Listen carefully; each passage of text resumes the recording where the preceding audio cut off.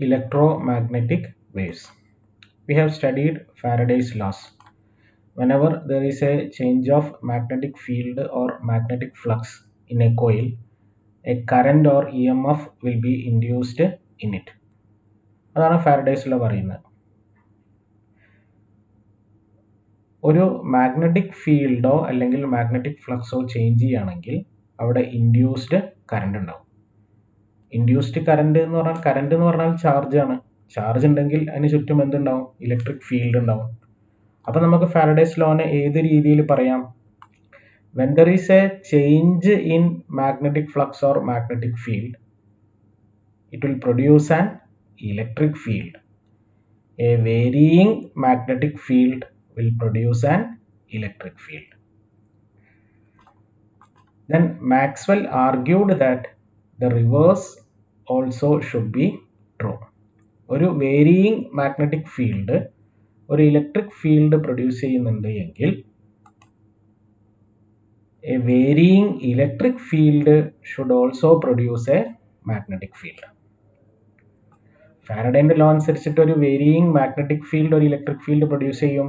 അങ്ങനെയാണെങ്കിൽ മാക്സ്വെൽ പറഞ്ഞു a varying electric field should produce a magnetic field.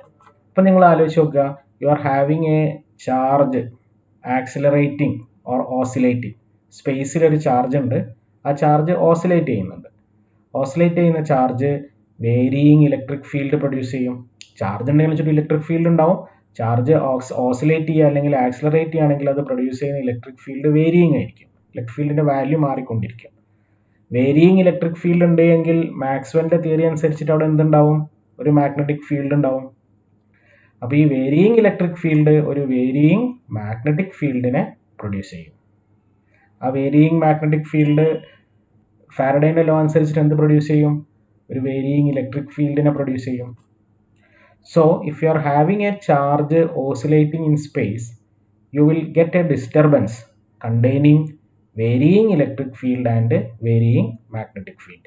ഈ ഡിസ്റ്റർബൻസിനെ പറയുന്ന പേരാണ് electromagnetic wave. An electric charge at rest produces a static electric field only. First ചാപ്റ്ററിൽ നിങ്ങൾ പഠിച്ചതാണ്. ഒരു ചാർജ് റെസ്റ്റിലാണ് എങ്കിൽ അതിന് ചുറ്റുമുള്ള ഇലക്ട്രിക് ഫീൽഡ് കോൺസ്റ്റന്റ് ആയിരിക്കും. ഇലക്ട്രിക് ഫീൽഡ് കോൺസ്റ്റന്റ് ആയതുകൊണ്ട് it will not produce a magnetic field. So we can say static electric charge. An electric charge at rest will produce a static electric field only. A charge moving with uniform velocity produces both electric field and magnetic field. ഒരു charge uniform വെലോസിറ്റിയിൽ move ചെയ്യുകയാണെങ്കിൽ നിങ്ങൾക്കറിയാം അത് electric field produce ചെയ്യും. Charge move ചെയ്യുമ്പം current ഉണ്ടാവും. Charge move ചെയ്യുന്നതാണ് നമ്മൾ കറണ്ട് എന്ന് പറയുക. യൂണിഫോം വെലോസിറ്റിയിലാണ് ചാർജ് മൂവ് ചെയ്യുന്നതെങ്കിൽ അവിടെയുള്ള കറണ്ട് സ്റ്റഡി കറണ്ട് ആണ്. A current carrying conductor produces a magnetic field നമ്മൾ പഠിച്ചിട്ടുണ്ട് അല്ലേ? അപ്പോൾ ഒരു സ്റ്റഡി കറണ്ട് കാരണം അവിടെ മാഗ്നറ്റിക് ഫീൽഡ് ഉണ്ടാവും. But the magnetic field will not change with time. Magnetic field varying അല്ല, കാരണം കറണ്ട് സ്റ്റഡി ആണ്. അപ്പോൾ നമ്മുടെ റിസൾട്ട് എന്താണ്? when a charge is moving with uniform velocity we will have both electric field and a magnetic field, but the magnetic field is not varying. An accelerating or oscillating charge produces electromagnetic wave. നമ്മൾ ഈ ചാപ്റ്ററിന്റെ തുടക്കത്തിൽ പറഞ്ഞതാണ്. When a charge is oscillating or accelerating, it produces a varying electric field, which in turn produces a varying magnetic field. So we can say that an accelerating or oscillating charge produces electromagnetic waves. നമുക്ക് electromagnetic wavesന്റെ history ഒന്ന് നോക്കാം. Maxwell was the first to predict electromagnetic waves. Hertz produced and detected electromagnetic waves experimentally. ആദ്യമായിട്ട് electromagnetic wave produce ചെയ്തതും അത് detect ചെയ്തതും hertz ആണ്. Hertz produce ചെയ്ത electromagnetic വേവ്സിന്റെ wave length 6 metre ആണ്. J.C. Bose produced electromagnetic waves of shorter wavelength. Wavelength കുറഞ്ഞ electromagnetic waves produce ചെയ്യാൻ J.C. Boseന് സാധിച്ചു. Marconi successfully transmitted electromagnetic waves up to a few kilometers. Electromagnetic wavesനെ ഒരു പോയിന്റിൽ നിന്നും വേറെ പോയിന്റിലേക്ക് ട്രാൻസ്മിറ്റ് ചെയ്യാൻ മാർക്കോണിക്ക് സാധിച്ചു. You know, Marconi was the scientist who invented radio. Hertz experiment. Hertz was the first scientist to produce and detect electromagnetic waves in a laboratory. The apparatus consists of two large metal plates A and B. The two plates were connected to two brass knobs S1 and S2 through thick copper wires. ഇതാണ് thick copper wire, ഇത് brass knob. രണ്ടാമത്തെ പ്ലേറ്റിന്റെ copper wire brass knob. ഈ രണ്ട് പ്ലേറ്റും brass നോബ്സിലേക്ക് copper wire വഴി connect ചെയ്തിരുന്നു. The copper wires were connected to an induction coil. Induction coil എന്ന് പറഞ്ഞാൽ it produces a very high induced EMF or voltage by electromagnetic induction. Induction coil ഉപയോഗിച്ച് നമുക്കൊരു high voltage produce ചെയ്യാൻ പറ്റും. The high voltage from the induction coil charges the capacitor. When the capacitor is fully charged, it will start to discharge through the space in between the plates. Capacitor discharge ചെയ്യുമ്പോൾ ഇവിടെ varying electric field ഉണ്ടാവും. Varying electric field ഒരു varying magnetic field നെ produce ചെയ്യും. So in this space you will be having a disturbance containing varying electric field and varying magnetic field. That disturbance is called electromagnetic waves. Electromagnetic wave നെ എങ്ങനെ detect ചെയ്യുക? To detect the electromagnetic wave, Hertz used a metal ring CD. ഈ metal ring നിൽക്കുന്നത് ഇവിടെയുള്ള varying magnetic ഫീൽഡിലാണ്. When there is a change of magnetic field or magnetic flux in a metal, an induced current will be produced in it. Due to the induced current, spark were observed in between this space. ഈ C D എന്നുള്ള സ്പേസിൽ spark കാണാൻ പറ്റും induced current കാരണം. അപ്പോൾ induced current ഉണ്ടാവാനുള്ള കാരണം എന്താ? Varying magnetic field. Varying magnetic field ഉണ്ടാവാനുള്ള കാരണം എന്താ? ഇവിടെയുള്ള വേരിയിങ് ഇലക്ട്രിക് ഫീൽഡാണ്. അപ്പോൾ വേരിയിങ് ഇലക്ട്രിക് ഫീൽഡും വേരിയിങ് മാഗ്നറ്റിക് ഫീൽഡും കൂടി നമ്മൾ എന്താ പറയുന്നത്? ഇലക്ട്രോമാഗ്നറ്റിക് വേവ്സ് എന്നാണ് പറയാം. So Hertz was able to detect electromagnetic waves. Properties of electromagnetic waves. അതിലാദ്യത്തെ പ്രോപ്പർട്ടി നമ്മൾ പറഞ്ഞതാ. It is produced by accelerated charges or oscillating charges.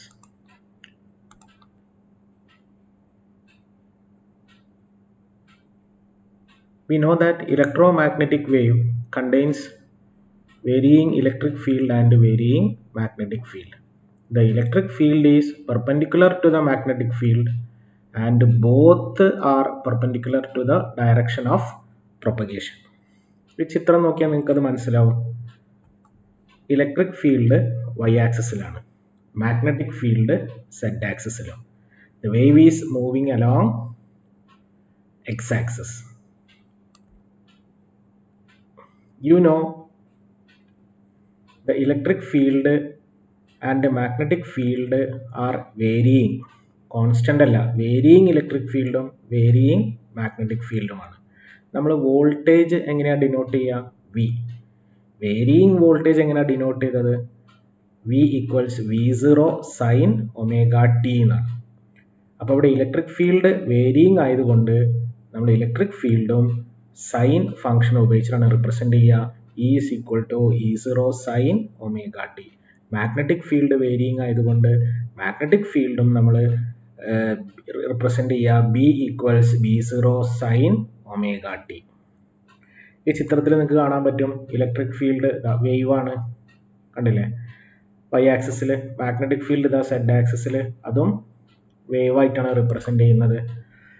അപ്പം നമ്മളൊരു ഇലക്ട്രോ മാഗ്നറ്റിക് വേവിലെ ഇലക്ട്രിക് ഫീൽഡിനെയും മാഗ്നറ്റിക് ഫീൽഡിനെയും റിപ്രസെന്റ് ചെയ്യുക E is equal to E0 sin omega t and magnetic field B is equal to B0 sin omega t എന്നാണ്.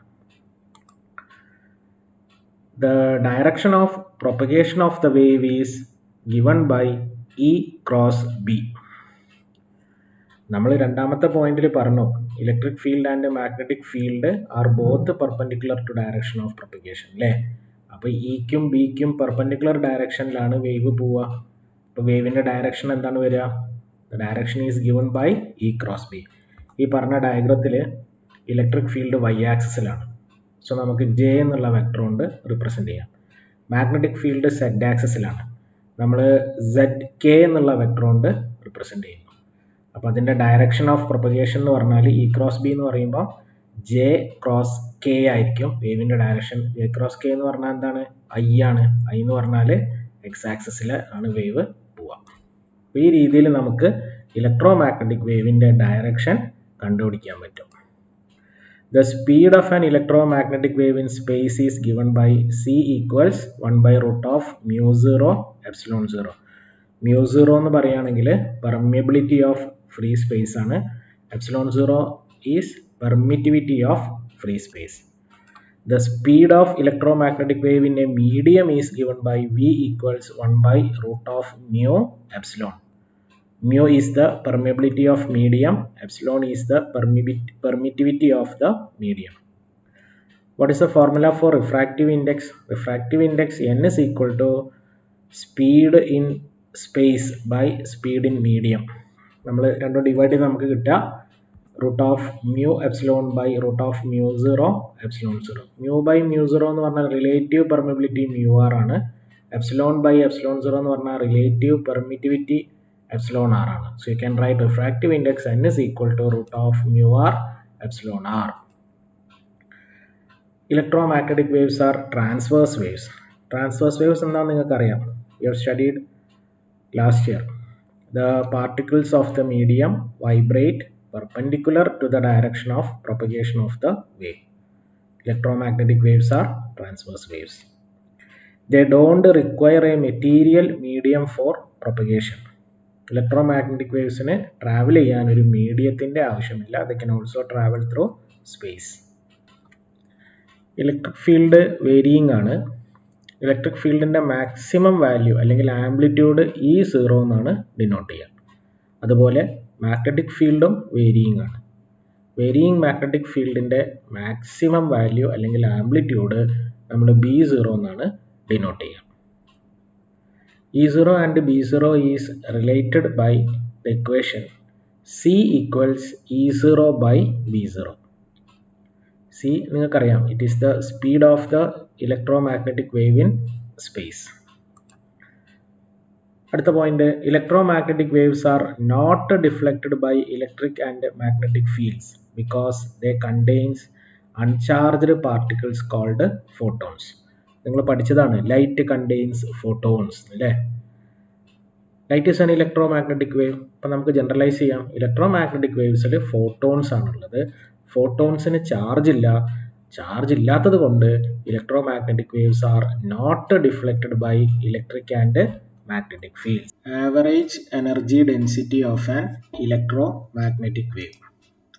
Electromagnetic വേവിലുള്ള average electrical energy density നമ്മൾ ആദ്യം എഴുതാൻ പോവാണ്.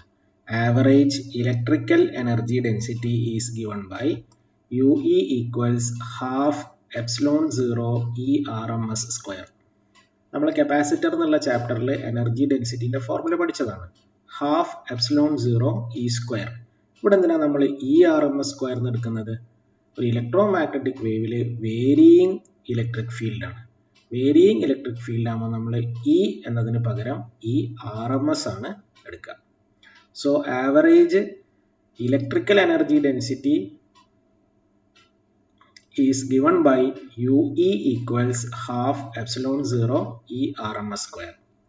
ERMS is equal to E0 by root 2 എന്നാണ്. E0 എന്ന് പറഞ്ഞാൽ peak value of electric field. ഇവിടെ സബ്സ്റ്റിറ്റ്യൂട്ട് ചെയ്യുകയാണെങ്കിൽ you will get average electrical energy density UE equals 1 by 4 epsilon 0 E0 square. Similarly, the average magnetic energy density is given by UB equals 1 by 4 B0 square by mu 0.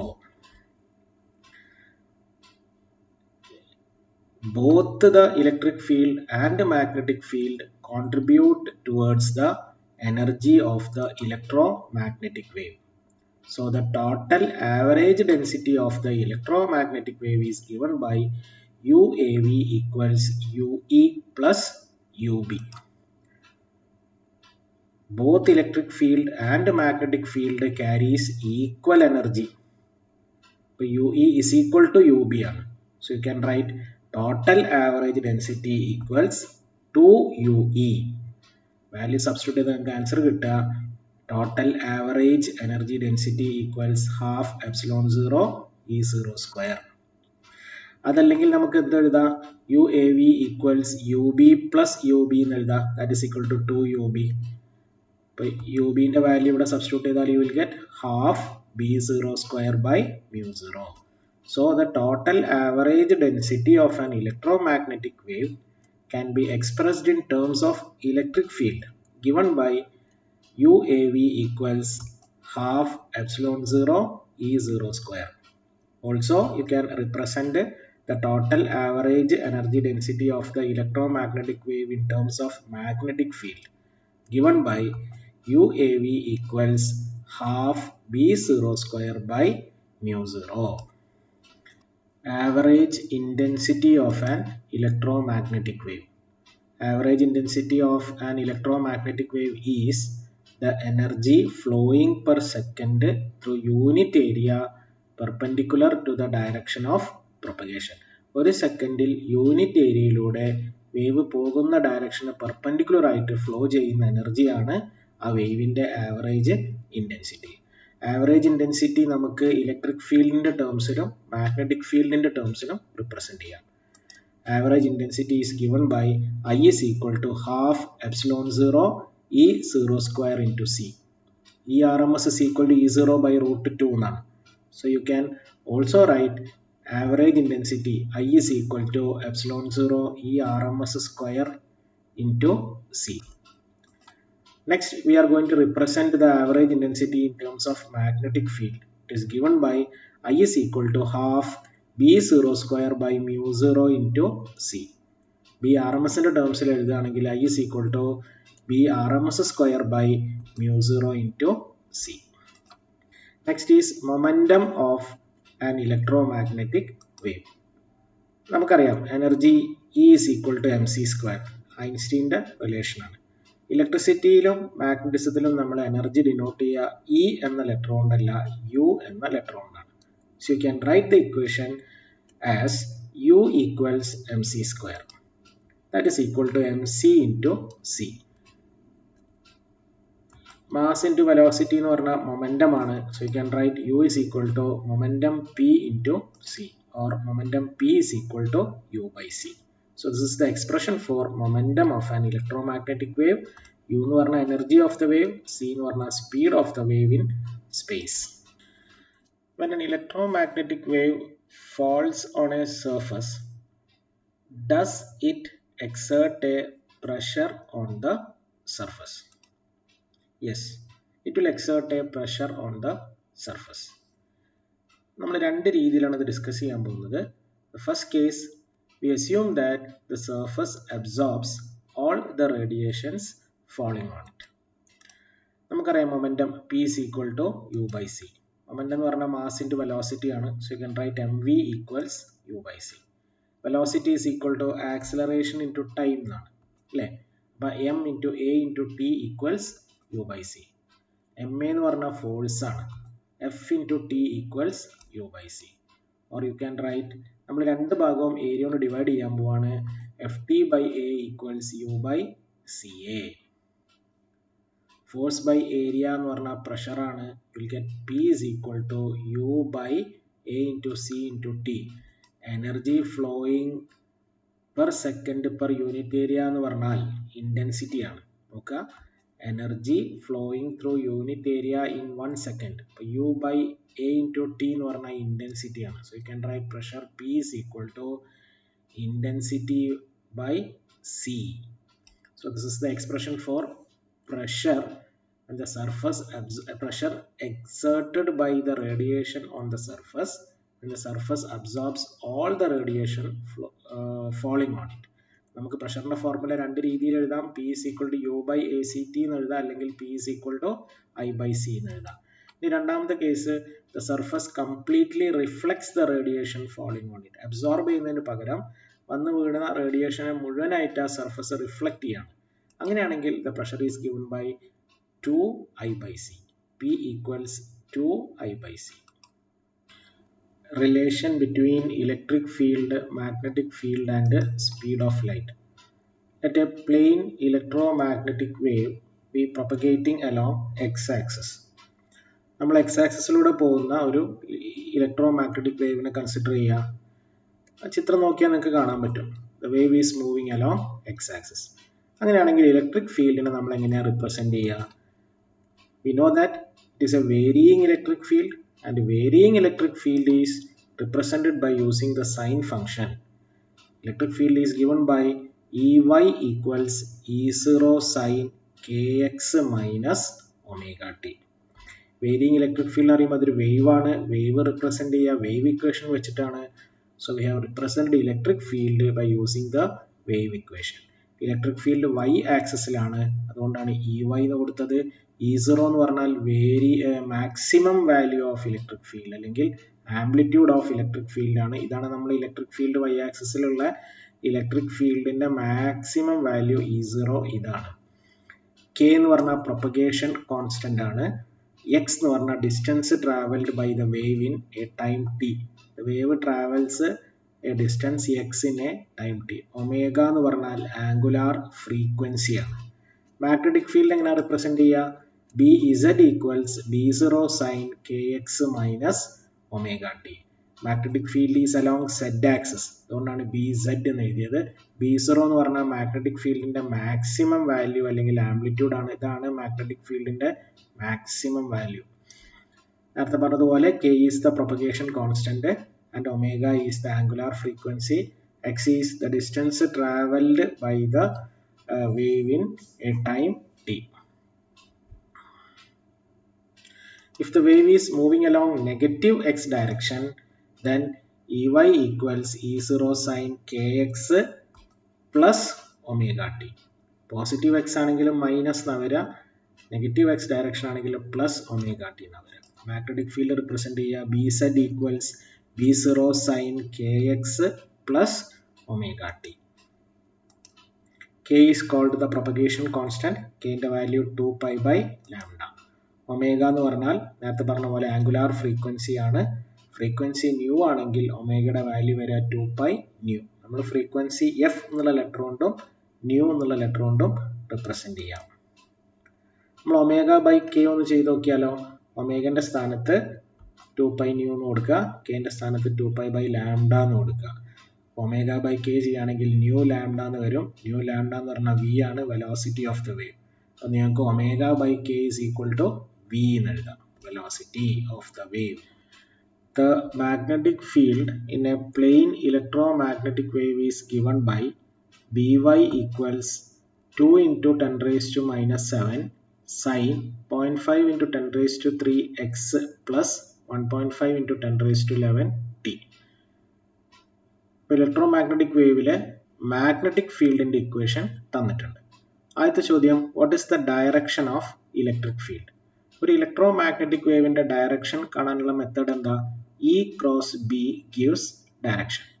Electric field ഏത് ഡയറക്ഷനാണെന്ന് അറിയില്ല, അതുകൊണ്ട് ഞാൻ dash ഇട്ടു. Dash cross magnetic field y ആക്സിസിലാണ്. അപ്പൊ dash cross J equals ഇവിടെ plus ആണ് അല്ലേ? B is equal to B0 sin kx plus omega t. ഇവിടെ പ്ലസ് ആവുകയാണെങ്കിൽ അതിന്റെ അർത്ഥം വേവ് പോകുന്നത് നെഗറ്റീവ് ആക്സിസിലാണ്. അപ്പൊ നമുക്ക് ഇവിടെ എന്താ എഴുതാം? Dash cross J gives negative. ഇവിടെ ഒന്നെങ്കിൽ I ക്രോസ് J അല്ലെങ്കിൽ K ക്രോസ് J ആണ്. I ക്രോസ് J പോസിറ്റീവ് ആണ്. അപ്പൊ പിന്നെ ഇവിടെ എന്താ സാധ്യത? K cross J gives negative I എന്നാണ്. So we can say that the electric field is along the z axis. K cross J is equal to minus I എന്നാണ്. So wave is moving along negative x axis. ഈ രീതിയിലാണ് നമ്മൾ direction കണ്ടുപിടിക്കുക. രണ്ടാമത്തെ ചോദ്യം, find the wave length and frequency. നമുക്ക് ഈ തന്ന ഇക്വേഷൻ ജനറൽ ഇക്വേഷൻ ഒന്ന് എഴുതി നോക്കുക.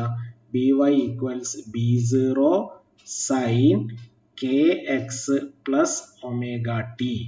b equals b0 sine kx plus omega T.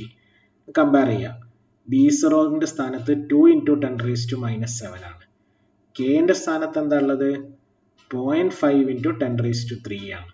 So we can write k is equal to 2 pi by lambda equals 0.5 × 10⁻³.